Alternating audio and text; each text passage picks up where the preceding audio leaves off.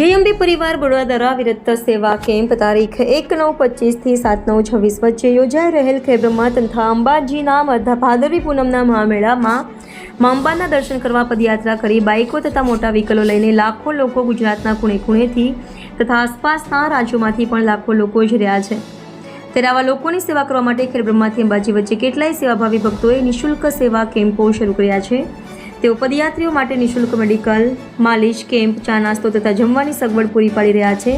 જે અંતર્ગત બરોડાના જગમાબેન જસ્મીનભાઈ પટેલ ખેડબ્રહ્માથી 5 કિલોમીટર આગળ નવી મેત્રાલ ગામ પાસે તમામ માઈ ભક્તોને બુંદી, ખીચડી, બુંદી, કઢી, શાકભાજી વગેરે પ્રેમપૂર્વક જમાડી રહ્યા છે। રિપોર્ટર જયેશ ઠાકોર સાથે શૈલેષ પટેલ, સાબરકાંઠા।